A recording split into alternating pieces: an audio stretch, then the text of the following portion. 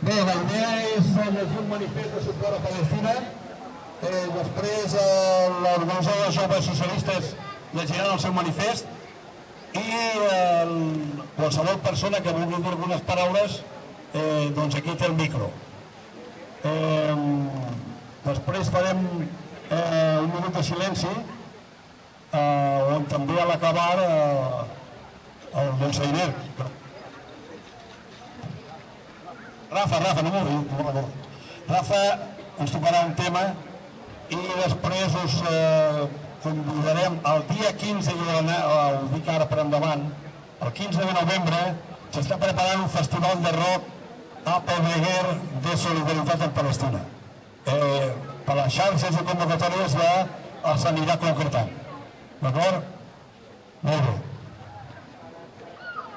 Bé, bona vesprada, som ací per a la convocatòria unitària de lluita i de vaga per Palestina. Aquesta és una iniciativa transversal llançada des dels sindicats i els organismes de solidaritat amb Palestina, com són RESCOP, BDS i els moviments ciutadans de cada zona. Perquè la solidaritat no podem ni hem de baixar la guàrdia, sobretot en aquests moments decisius per al present i futur del poble de Palestina.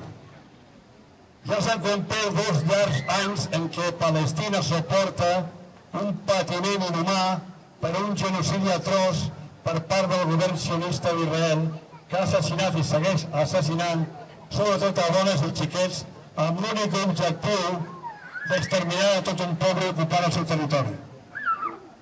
Com estem veient tots els dies pels mitjans de comunicació, el que no aconsegueixen amb les bombes ho han fet a través de la fam i les malalties greus, al tallar tota possibilitat d'assistència d'ajuda humanitària.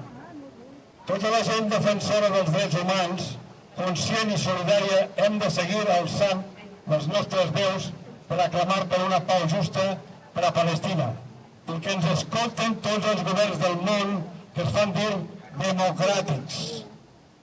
Tota la gent defensora, amb la nostra força i decisió, hem d'obligar a tots i a totes aquests governs i organismes internacionals que la proposta de Trump no acabi sent la imposició d'una única opció. L'elecció d'escollir entre acceptar una ocupació total o l'extermini. Els pobles de tot el món hem de seguir atents i vigilar aquest procés i les seves negociacions i aportar tota la nostra força per aconseguir una pau, però una pau justa per a Palestina i no la colonització que pretén el règim criminal d'Israel des de fa 75 anys.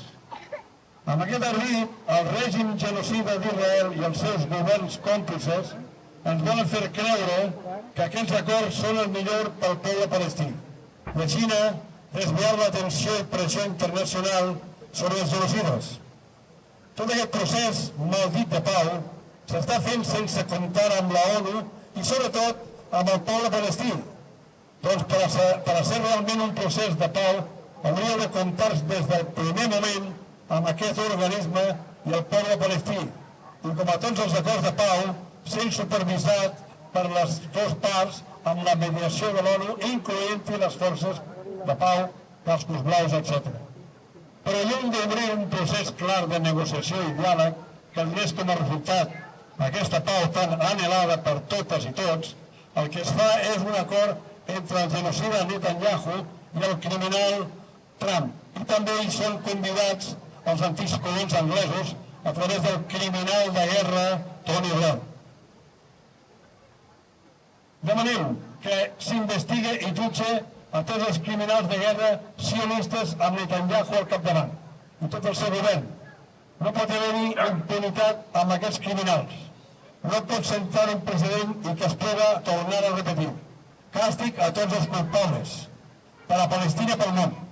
Per a tot això, seguirem exigint als nostres governs i als de resta del món que es posin les piles per aconseguir una pau justa per a tot el poble palestí.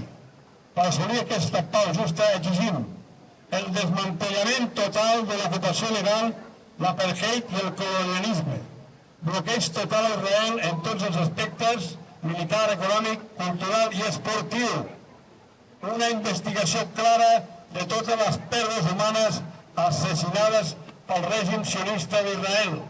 Investigació, judici i condemna pels responsables. Exigim també l'entrada immediata de tota l'ajuda militar internacional. Visca Palestina lliure! Visca!